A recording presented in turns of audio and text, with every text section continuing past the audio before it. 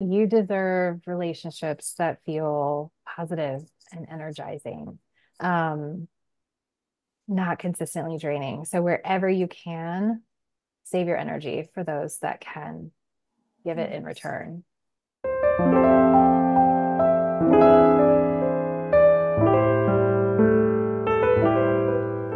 Welcome to Sensitive Stories.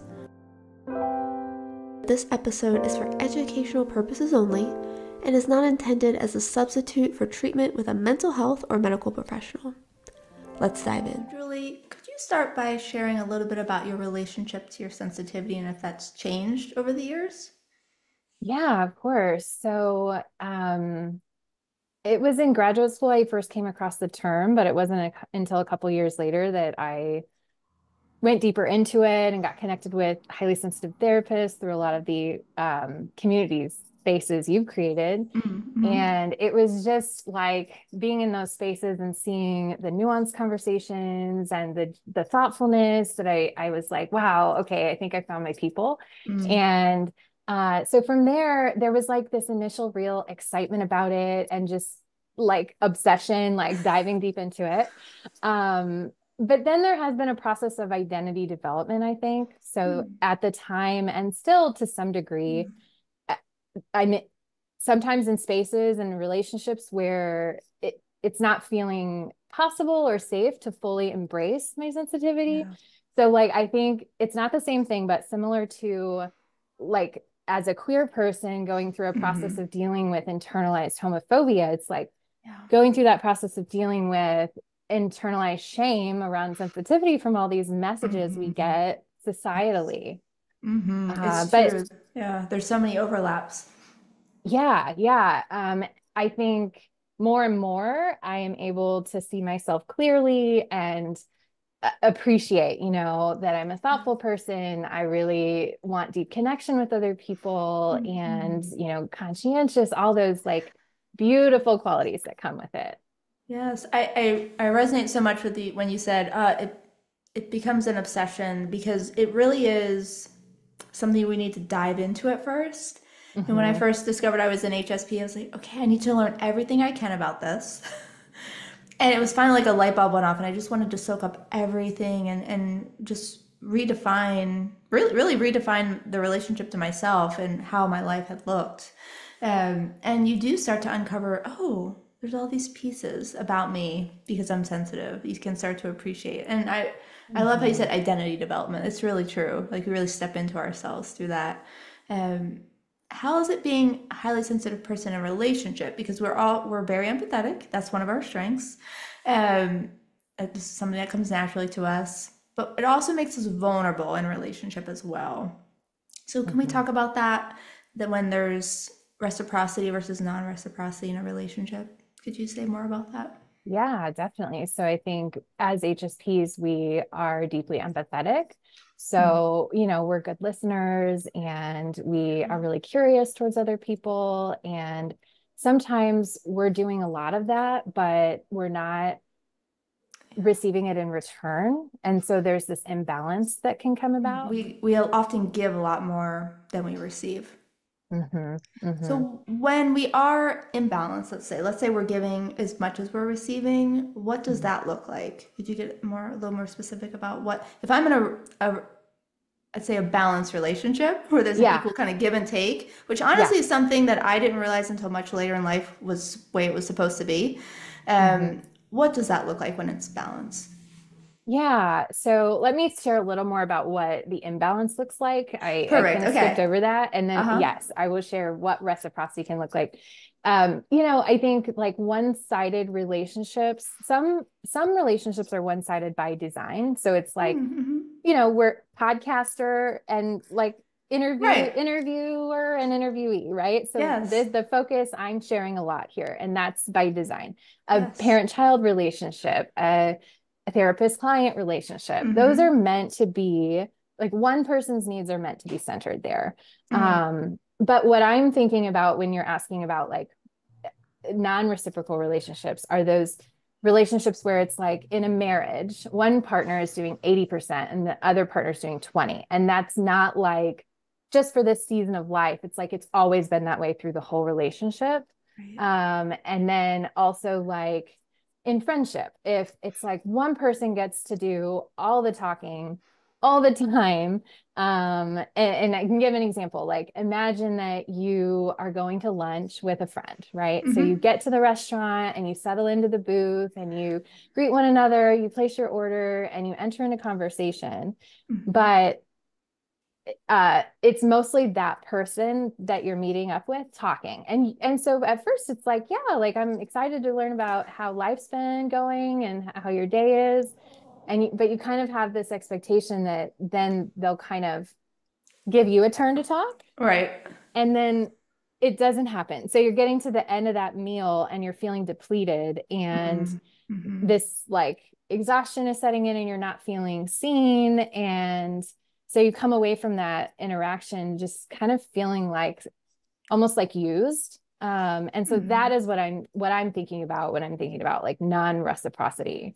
Yeah, I've definitely relate so much to that. I've had many friendships where I would end up feeling empty at the end of interactions, feeling used, where giving a lot, asking a lot of the questions, showing interest, but it doesn't quite come back in the same way or at all.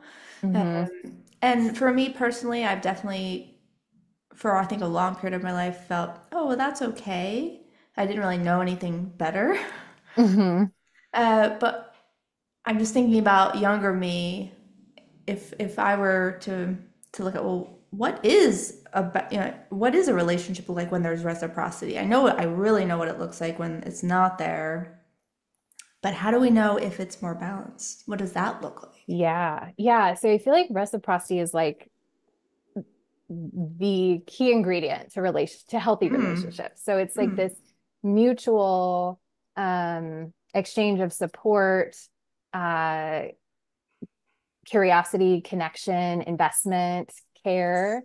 And then in conversation, I think it has to do with the flow of energy. So is there a back and forth, or is it that dynamic of one person is talking, one person is listening for most of the time?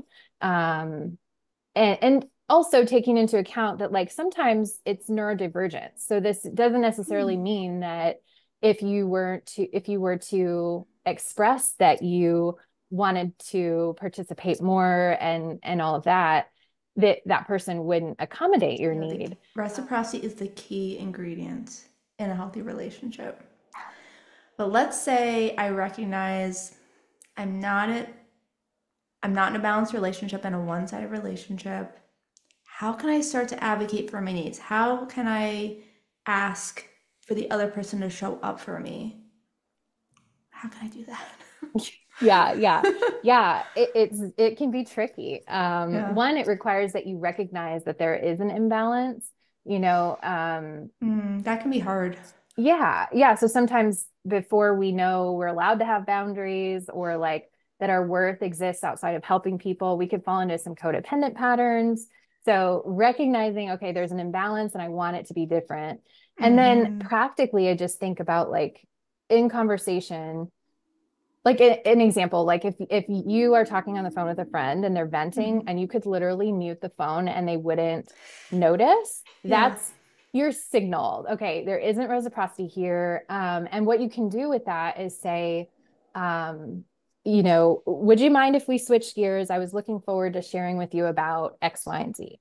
Or if it's like this person is really talking at you and like you need to go, Mm-hmm. you're feeling trapped, to say, I hate to interrupt you, but I only have 20 minutes left. Can I share with you some about what's been going on with me? So, Mm-hmm. really having that language readily available to be able to pull it Yes. up in the moment when you're feeling that imbalance. Yeah, just taking up some space, kind of putting a little wedge in the conversation, like, hey, just want to let you know here's my limit, first of all. And I Mm-hmm. love this, not just saying this is how much time I had left, because there's definitely some relationships in my life where I really have to work hard to keep it contained. Thinking of some Mm. family relationships. So I'm often saying, okay, I have 20 minutes left, but then The hard part is, can you also hold some space for me? That is, Yes. so when I heard you say that, I was like, right, you can do both. Yeah. Yeah. It's Yeah, twofold. Yeah. It's knowing your limits and right, having containment around it, but also clearing out that space and requesting that you also get to feel seen and heard. right, exactly. Like one person getting their emotional needs met and the other person coming away exhausted, that's not Mm-mm. reciprocity. Um, No, yeah. it's not. That's a clear sign whether you're feeling used, empty, depleted. Uh, at the end of conversations, you don't feel like you were able to feel support. Definitely, very clearly a one-sided relationship. If that's the pattern, might happen occasionally. Let's say if there's something going on for someone, but generally you should feel like you got to take up some space. Yeah. Yeah. And I think Yes. that's an important thing to clarify what you just said, that it's not that there's never going to be it's not that relationships are always going to be 50-50. It's Right. that, like, is there a pattern here Yeah. of a consistent neglect of my needs and my Mm-hmm. interest in also participating in conversation? Yeah, exactly. Now, we hear a lot about, makes me think of narcissists because we hear a lot about narcissism. So if I'm someone who's in a non-reciprocal relationship, a one-sided relationship, does that automatically mean I am in a relationship with a narcissist? Is Yeah. that So something if I should be you are worried about? noticing there isn't reciprocity, you're becoming aware of that. Mm-hmm. It does not automatically mean that there's narcissism happening. So that's kind of narcissism is, think about that on the far end of the spectrum. That's like Mm. a severe form of non-reciprocity. Got Um, it. right. So what we're talking about is more on the other end of the spectrum where there's possibility for change if you were to voice your needs. So Mm. sometimes it's growth at my growth edge. It's like, can I use my voice and speak my needs? And as soon as that person hears from me, they will shift, they will change. If Mm-hmm. you're doing that though, and you're not, you're still feeling emotionally lonely, exhausted in this relationship, it Yeah. might be that there is emotional immaturity going on. So that's kind of a Mm. step before narcissism. Ah, okay. So emotional maturity is separate from narcissism. Can you say what does emotional immaturity look like? Is it all the things we've shared? Not noticing when someone's needing something, not being aware that you're taking up a lot of space? Are there other signs that someone might be emotionally immature? Yeah, so it's some of that, but it's Mm-hmm. more, there's more rigidity to it, and there's Mm-hmm. less likelihood that change can happen. So Mm-hmm. I learned about this term from reading Lindsay Gibson's book, Mm-hmm. Adult Children of Emotionally Immature Parents. And I actually had I had a reaction to the title. Like I wasn't able to read it right away. It took me a couple years Yeah. because I'm like super non-pathologizing. So I'm like, I just had a reaction to like labeling someone emotionally immature. But as I started reading, it was like, oh, no, no, this is actually just a descriptive term. Like, it's not that an emotionally immature person is a bad person. It's Right. just, it's helpful to know this so that I know what expectations to bring to that person and that relationship. Mm-hmm. It is. I see this a lot with my clients. I had this experience with myself where at first it can be really difficult to put some of these labels on people, especially if they're your parents or let's say your spouse or people that you love. It's difficult to put people in those categories, and so I appreciate you saying it's not to criticize; it's more just to categorize or to understand. Yeah. Gives us Yeah. some language to put to our experience. Hmm. Because I've also, I think I mentioned this to you before, had some resistance to some of these books that I know are my experience, but also it's hard to acknowledge that. Yes. Yes. Mm-hmm. It really is because our attachment needs Right. are real. We don't want to accept that a deeper connection with this person might not be possible. That's like really painful. Yes, it really is. And you're saying that that's not always off the table. There could be room for you to show up, to be supported. It just depends on where the other person is at. Hmm. Hmm. So we talked about that spectrum with emotional maturity and these non-reciprocal relationships, and at the far end is narcissism. Can you define what is a narcissist? Because, like I said, there's a lot of talk about this now. People throw this term around quite easily, but what is a Mhm. narcissist really? Yeah, yeah. A narcissist is someone with low empathy, a lot of self-focus, and a need for admiration and a contempt for others. So this is Mm, more harmful. It can be really harmful. yeah. Narcissists are not going to take responsibility for their behavior. They're going to look outward to assign blame to another person or a circumstance. And with narcissism, I've seen it said that like the language of narcissism is gaslighting, which is the Mm, denial of your reality. And I wanted to share, there's this poem that I came across that like really gets at what it feels like to mm-hmm. if it, to interact with a narcissist, and like if you come to them with something that hurt your feelings or any kind of feedback, any kind of like, hey, this is how that affected me. Right. This poem kind of gets at like what you're going Mm, to experience. great. Can I read Wonderful. that? Please do. I'd love to Okay. hear it. It's titled The Narcissist's Prayer. That didn't happen. And if it did, it wasn't that bad. And if it was, that's not a big deal. And if it is, that's not my fault. And if it was, I didn't mean it. And if I did, you deserved it. Oh, so much minimizing and deflecting, not taking responsibility for the impact of your actions. I'm curious what Yeah. this poem brings up for you Yeah. to It think so kind of, much. yeah, it just gives me kind of like chills. I don't know. It just really gets at the heart of how Mm-hmm. painful it is to Mm-hmm. engage with someone that is not trying to understand you. Like, Yeah. um, the what it does to us when we experience that chronic invalidation, where it's like, if this person is so confident that they're right and they're the victim and I'm wrong, Mhm. you know, you start to question yourself. Absolutely. You really do. Because, especially because they're coming off so confidently, so strongly, it's like a brick wall.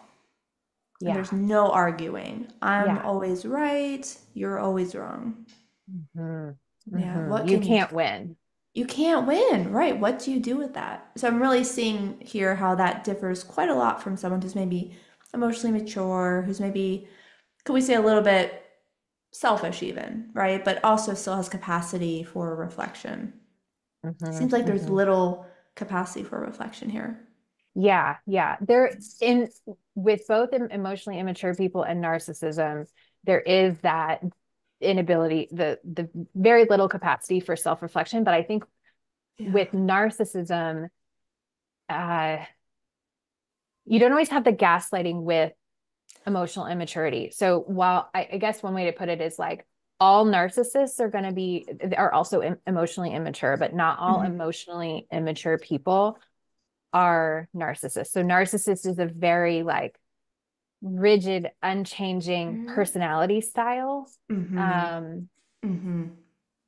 it can be tricky to differentiate between the two. But it's Mm-hmm. kind of that like, yeah, like on that spectrum again, where it's like, okay, Right. if you've identified there's emotional immaturity here and you're utilizing strategies to work with that, and Mm-hmm. it's still, you're still feeling so terrible in the relationship, then you might move into, okay, is there narcissism going on here?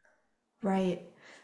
When when we're in a narcissistic relationship, we're noticing there's more gaslighting.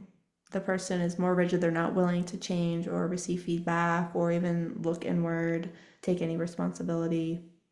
What else might we notice if we're in a narcissistic relationship?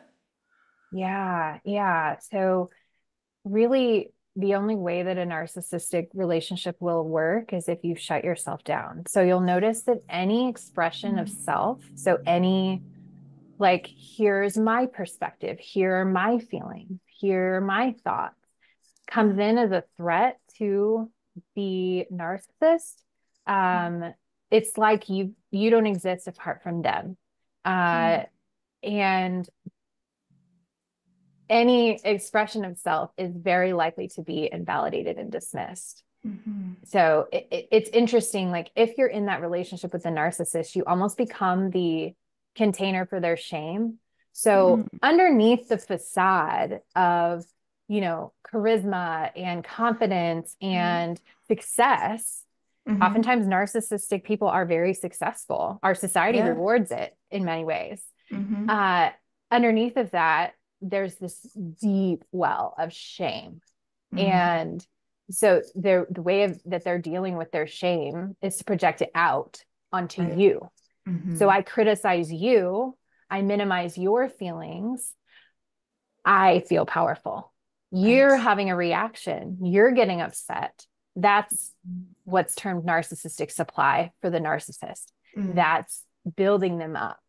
And so that can be very, very dangerous, Yeah. especially for a highly sensitive person to be in that Yes. type of relationship. You're right. It is very dangerous. Because I'm just thinking the narcissist probably, I would imagine, loves the empathy we have, right? Because I know for myself, one of the struggle, there's a lot of strengths about being highly sensitive, but one of the struggles I have is that I always can see why someone's doing something. I can always Mm-hmm. understand, oh, they're doing this out of pain or struggle or illness or whatever it is. And I create a lot of room for people, but that gets dangerous. So, how do we, I'm just thinking out loud here, how do we kind of pull our empathy back? Should we pull our empathy back from Mm-hmm. narcissists? Mm-hmm. I'm Mm-hmm. just curious your thoughts on that. Yeah. One strategy that comes in immediately to mind is actually from the book on emotional immaturity, but it's Mm-hmm. helpful for both. So, Mm-hmm. this concept of relatedness versus relationship. So, as highly sensitive people, we crave that deep connection with other people. We want harmony in our Yes. relationships, in our little world. And Mm-hmm. so it can be really difficult to accept that there are people where that's not going to be possible to have that with them. But basically, the usual ways that we go about relationship building don't work Mm-hmm. with these people, and it's not safe to Right. do so. So, like, if you come to an emotionally immature person or a narcissist Mm-hmm. and you're open and you are trying to emotionally connect, you Yeah. are 9 times out of 10 going to come away from that interaction feeling frustrated, feeling invalidated. Um, for an emotionally immature person and a narcissist, it's like any attempt at emotional intimacy, it's like putting a snake in their lap. That's what Dr. Lindsay Mm-hmm. Gibson describes it as. Like they are Mm-hmm. phobic. They do not want it. They don't know how to do it. Right. And so instead of approaching this individual as you would somebody that has that emotional maturity and capacity for intimacy, Mm-hmm. you want to approach it with as relatedness rather than relationship. And what that means is you're coming into an interaction with the person Yeah. and you're going in with no expectation of a satisfying emotional experience. So that can be Right. so hard for us as Yes. HSPs to like accept that, oh, okay, I Right. just have to like be more robotic with this person. Like I can't, Right. but it's protection, right? So it's like if I do it that way, I'm being realistic about what's possible with this person. And Right. um that's key to not fall victim to over and over, I'm disappointed, over and over, I'm getting Right. hurt. Absolutely. I see how this it's really important to set expectations for yourself in these types of relationships. You know, because we could say, well, if that's happening, it's one-sided. I'm not getting my needs met. I have to shut things down. Maybe I should just not be in relationship with this person. But sometimes you have to. It's your employer. It's your parents, right? It's someone who you can't avoid contact with. So in Mm-hmm. those circumstances, really consider who you're engaging with and being realistic about what they're going to give you or not give you and protecting yourself, not expecting this person to meet your emotional needs or to really even be able to support you in any way. Hmm. Because as HSPs, we really value emotional connection, we value depth, really getting to know people at these, more intimate levels, and that's not going to happen in these relationships. So being really realistic about it, as sad as that Yeah. can be. Yeah. It's like as HSPs, well, I think everyone is vulnerable to the harmful behaviors that come out of a narcissistic personality, not even necessarily like a clinical diagnosis, but like a Mm-hmm. narcissistic person. Um, because the charisma, as I mentioned before, the confidence, like this person Right. appears, they could be a leader in your community. They like have the respect of people Right. when they're wearing their mask and they're out and they know that they need to be on their best behavior. But then the Mm. trouble is they come home with you and you see a whole other side. Right. You are experiencing that dismissiveness, you're being discarded, you're not being Mm. listened to. And so as HSPs, I think we're all vulnerable to it and we all should be educated about it. But for HSPs, Yeah. because like the things that you were saying, we Right. want to deeply connect. We tend to be agreeable, Mm-hmm. always attempting to see the other person's point of view, Mm-hmm. naturally receptive to others and wanting to help others. Yes. Like if you don't have this information, you could just continue to see this person through a compassionate lens and continue to just put yourself in harm's way, Yeah. rather than recognizing, oh, this person, uh, their personality isn't changing. And so Right. how do I, rather than like, how do I fix the relationship? How do I protect myself here? Mm-hmm. That's the approach. Self-protection. Mm-hmm. Mm-hmm. Yeah. So I'm wondering, let's say someone's listening to this conversation, they're realizing, or they have realized recently that they're in a relationship like this where it's one-sided. Maybe it's someone with emotional maturity, maybe it's someone who's narcissistic. But how can we start to begin the healing process, especially with those relationships where, well, the relationships that are so important to us, partners, family members, how do we begin that healing process? Mm-hmm. Mm-hmm. Yeah, yeah. The first thing that comes to mind is reading everything you can on the subject. So, a Mm-hmm. lot of what I'm sharing today comes from Lindsay Gibson's book. We've talked about that one. And then Mm-hmm. Dr. Ramani recently Yes. came out with a book titled It's Not You. Mm-hmm. And and then she also has like a YouTube channel with a ton of videos. And so I would say start there. And if you recognize yourself or the patterns in your relationship in those videos, that tells you something. So starting with really educating yourself, and that's because the more language you have for what's going on and the more you can identify these patterns, the freer it's possible for you to get from like the emotional and psychological harm. You're less Right. likely to take the bait, you're less likely to get hooked into that dynamic with them where you aren't getting your needs met, but you're consistently delivering supply to them. You're consistently, Right. stroking their ego or just prioritizing their needs at the expense of all else. And then if you have the financial resources to do so, I highly recommend therapy. Mm-hmm. And I can talk more about like what would go on in therapy around this if you'd like. Yeah, I think that would be helpful is if someone is looking to take that next step, maybe they've done some self-education, some self-exploration, but they need that next level of support. So if a client's coming in with you, they're in relationship with a narcissist in their family, and they're maybe a partner or a spouse or even a coworker or boss. What are the steps that you might take, or what might that look like in therapy? Yeah, yeah. So the main things are the education and then validation. So when Mm. you've experienced this chronic invalidation, it is medicine to hear your Yeah. therapist say, yeah, that makes sense. Like, Yes. wow, you've endured so much. Like, this is a lot. And, you know, your feelings are valid here. Yes. When you've got someone in a narcissistic relationship for any period of time, it's like your identity, your voice is stolen. And so there's also this process of rebuilding a sense of self, Yeah. like I'm allowed to have Right. needs, wants, preferences, a sense of identity apart from this person. So it's Hmm. a lot of that work. Yeah. Right. Having an opportunity to not only take up some space, but to actually be heard seems like validation is the antidote to gaslighting.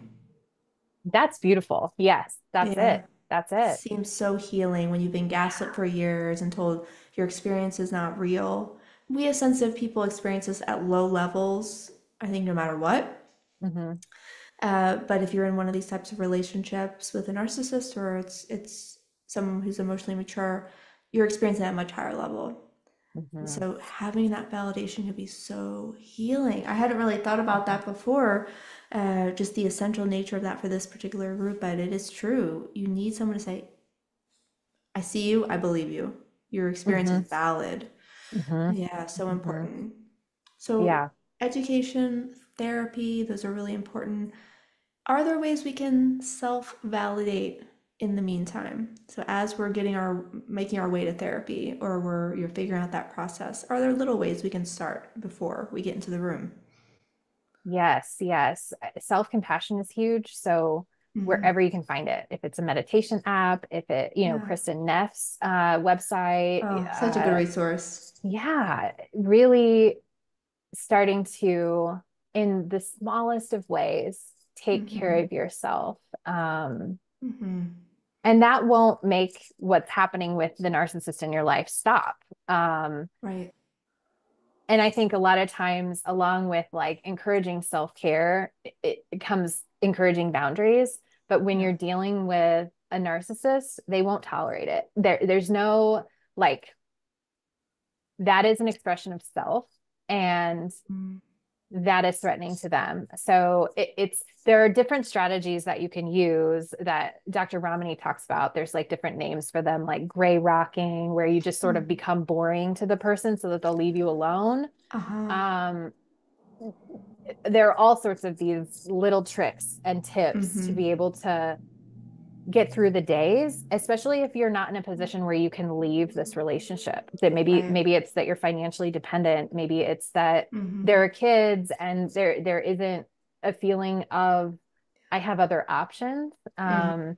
But the other thing with therapy is there is a tremendous amount of grief that comes Mm. up around this because you wanted this relationship to work, whether it's your Yeah. parent or it's your spouse or a Yes. dear friend. You never wanted things to end up this way. It's true. And so coming to these painful realizations is just opening you up to so much grief.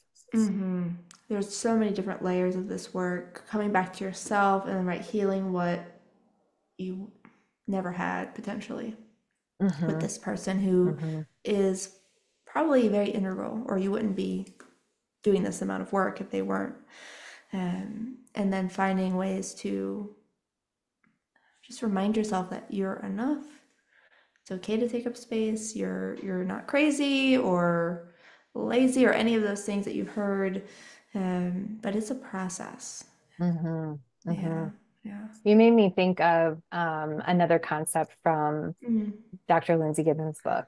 Mm-hmm. She distinguishes between internalizers and externalizers. Oh yeah. So when you meant, like if you're an internalizer, which I'm willing to bet 99% of HSPs fall into the internalizer camp, Mm-hmm. you are very self-reflective. You are always looking to see what could I have done different. You come away from a social interaction, you're like, well, what could I have done differently? Right. You're always asking yourself that question: Am I doing Mm-hmm. enough? Right. And so for an internalizer to learn about what an externalizer is can be game changing, because an Mm. externalizer, where internalizers are looking inward, externalizers are looking outward and assigning blame outward. They're reactive. And Right. so we tend to, I think, as human beings, assume that other people's brains operate the same as ours. And so We it's like, do. how Mm. could this person act this way and feel no remorse? How could they not want to connect on a deeper level? All of these things, to really come into a radical acceptance around this person doesn't have the capacity. Like their Right. brain is, they're not even thinking a second thought about the conversation that you had. Whereas you might go into rumination for a few days. Right. It's true. It's important to recognize, like, so we only have our own experience internally. So we often think other people are either having the same experience or capable of the same experience. Not always true. As HSPs, we have a high degree of empathy that's very different than what, 70 to 80% of the other people have. So a lot of people just aren't capable of the amount of empathy or the amount of internal reflection that we do. And then if we add on something like having a personality disorder, dealing with narcissism, Mhm. that's just not available. Mhm. And really Mhm. being realistic about that. Yeah. And like you said, there is a lot of grief in acknowledging this is the reality of this relationship, of this person, and this is how it's going to be. Yeah. I think Yeah, that it's like you don't want that to be I true. So know. you're so invested, especially people that like your parent or Yeah. your spouse again, where you're invested in this relationship Yeah. working, Mm-hmm. um, to really come into that radical acceptance of Mm-hmm. this is a behavioral pattern that does not change. It is very, very, Right. very, very rare Yeah. that somebody with a narcissistic personality style is Mm-hmm. able to shift out of that. And Right. so while it's deeply painful and it's like the gateway into your grief, there's also some relief in it because it's like, it's not me. Like, I'm not the one Right. not doing enough. Like, I can't Exactly. single handedly Mm-hmm. cultivate and maintain a relationship with a person that is not Right. participating. Exactly. Right. You cannot. It's impossible. Yeah. Yeah. I'm thinking about I'm appreciating that you mentioned some relationships you will stay in even under these conditions. Mhm.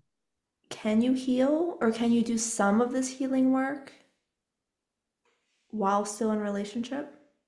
Yes. Yes, you Mm, can. okay. Some people are not able to leave. And Mm-hmm. Dr. Ramani talks about that in her book. Educating yourself and gaining access to this information is life changing. So to be Mm-hmm. able to understand what's happening and kind of map it out and like access community with other people that have experienced the same thing, it's like no longer are you lost in this dark abyss of like, what's going on? Why is this happening? Why Right. I'm a nice person, I think. Why do I keep getting this rejection and Mm-hmm. dismissiveness from this person that is supposed to be somebody that loves me and wants to protect me or care for me? Right. Um, so it's like starting to utilize some of those strategies and developing your sense of self. You won't be able to share it with the narcissist in your life, Mm-hmm. but you can certainly have Yeah. that happening internally Mm. and carve out space for yourself very strategically, because you're still walking on eggshells around this person. Right. Um, but I believe there's a lot that can go on internally. It's not good for your health to be in a relationship with a narcissist. So Mm. it's not that you can totally avoid the harm that's coming your way. Uh, but like I said, this knowledge it's life saving too, life changing, and it can save your life because Absolutely. this can lead you down. If you're experiencing this, it can lead you down to like a real depression, thoughts of suicide, Mm-hmm. like feeling totally worthless. And Mm-hmm. if you don't know why, and that it's like something outside of you that you can't control that's Right. causing this, you blame yourself. Right. And yeah. So literally life saving. Because if you're in a deep depression or experiencing the physical effects of this amount of stress and gaslighting, just having this knowledge can help you at least start to look at yourself differently, know Mhm. what the truth is, start to seek other spaces where you are validated and support. That could be therapy, that could be with a close friend, other Mhm. family members, just having other spaces. Uh, that gives me some hope that, you don't have to make a radically different, you don't have to have a radically new life to at least start the process Hmm. to Hmm. healing. Hmm. Yeah. Yeah. And a lot of it that you can do while you're still in that relationship or just interacting with that person. Sometimes it's Right. like, well, my parent is a narcissist, but I still want to be connected to the family. And so that can get really tricky. What am I giving Mhm. up if I go no contact with this person? How does that Right. affect other people? All of this. It's very Um, complicated. Yeah. yeah. So stepping Mhm. into an observer role with the Mm. interactions you have with this person, that can be game changing too. Just instead of allowing it to get to the like most vulnerable place in you, Mhm. almost like you're like at the zoo and you're looking in at an animal's cage. You're just like, oh, that's interesting. They're raising their voice. Right. Oh, okay. They are now slamming something on the table.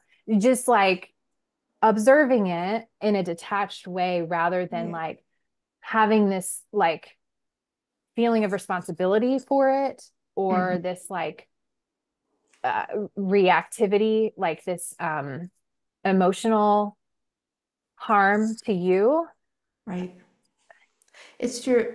I try to bring my clients through this process when they're dealing with relationships where they cannot totally detach. It's like, well, can we at least observe and create some internal boundaries, Internal boundaries. Yeah. right? Where I'm not giving my energy, I'm not holding emotional space for someone who doesn't feel safe. I may still be physically around them, but I'm not giving them that internal, emotional, mental space the way that I would. And observing Mm-hmm. can be an anchor. For me, it keeps me very grounded, where I go into a different mode. It's Mm-hmm. much more objective, I suppose. Yeah. Yeah. Yeah. And I think about like as HSPs, we are curious and we are empathetic. And so we can look at a person and understand where their behavior is coming from. We can get it. Like, I know why you are the way you are. Like, this is the trauma you've experienced. But the key thing is, we, that doesn't justify the behavior. That doesn't mean it's safe for me to be around that person. Right. And nor does it mean I should exhaust myself with empathy towards this person when all I'm receiving from them is gaslighting, invalidation, so on and so forth. Exactly. And we can still have empathy for a person without caregiving. You Yes. can have empathy from afar. Mm-hmm. I feel empathy for the situation you're in, that you've had a trauma that's gotten you to this point. Doesn't mean that I have to be the one to receive the effects of that. Mm-hmm. Yeah. Yeah. Dr. Ramani talks about in Mm-hmm. her book, she gives this example. She's like, well, there's an inevitable outcome. If you enter into a tiger's cage, there's an Mm-hmm. inevitable outcome there. You can do it if you just think that's a misunderstood cat and you just want to go in there and you want to pet that misunderstood cat. You can do that. Mm-hmm. It's not going to turn out well. And Right. so like it's that's like that helps my mind to like get it a little more. It's like, Yes. okay, that's the nature of this person. I can't Right. change that. It's And if not changing. my empathy is a gift that I have, but if I am Mm-hmm. applying it to somebody that's not going to change and that is in fact dangerous for me to be around, whoo, Right. that's, That's right. like that's not good. And then another thing that I'm remembering I read was like where somebody that's emotionally mature and not narcissistic is approaching relationships looking for connection. A narcissist is approaching relationships looking for control and dominance Mm. and power over. And so it's like you're that we can't Okay. assume again that this person processes and thinks and approaches relationships in the same way. Right, exactly. It's not the way we're approaching relationships, and it's hard to understand that, but I appreciate that what you said. It's not about connection, it's about control. And Mm-hmm. that is not changing. Mm-hmm. Mm-hmm. And needing to keep yourself safe from that, well, internally and potentially physically as well. Yeah. Yeah. Yeah, and none of this is easy. Like, Right. it's there is so much grief involved. And I would love to share. There's this excerpt from Dr. Ramani's book. Can I share it? It's Please about do. Yeah. grief and Absolutely. just I think really illustrates how painful this is. Hmm. So she says to slowly realize that the person you love or believe you were supposed to love doesn't have real empathy, doesn't appear to care when you are hurt, and will always put themselves first is a bleak realization. Despair is experienced by almost everyone navigating narcissistic relationships. It is a mix of sadness, helplessness, hopelessness, powerlessness, fear, and as I mentioned before, sometimes even suicidal thoughts. Hmm. There is no way to fix the situation, make it better, be seen, or receive empathy. No matter what you say or do, nothing changes. Regardless of the type of narcissistic relationship, the recognition that it cannot change creates a sense of dread and unfathomable grief. Healing isn't just about crying it out, it's about grieving and clearing space, and in the new space, building a new life, finding your voice, and feeling empowered to articulate your needs, wants, and hopes, and finally feel safe. This is a process of evolving from surviving and coping to growing and thriving. Mm-hmm. Right. Moving through grieving what has been difficult and then stepping into something brand new Mm-hmm. where there's Mm-hmm. possibility and space for Mm-hmm. you. And it's a journey, but it's possible. Yeah. Yeah. Yeah. Yeah, I love that. Julie, as we wrap up, I'm wondering if there's a message you could leave for folks who currently finding themselves in one of these non-reciprocal relationships. What message would you leave them with? Yeah, you deserve relationships that feel positive and energizing, um, not consistently draining. So wherever you can, save your energy for those that can give it in return. Beautiful. Julie, I want to thank you so much for being here today. I felt your excitement on this topic, your knowledge. I really appreciated you giving folks a roadmap of sorts that they could walk through this process with, and also, as always, you providing lots of great resources to deepen into that process. I'll be sure to share your website, your Instagram account in the show notes. And thanks again for being here. Thank you so much, April. I always enjoy our conversations and Same. even more on this focused topic. Thank you. Such a joy. Thank you.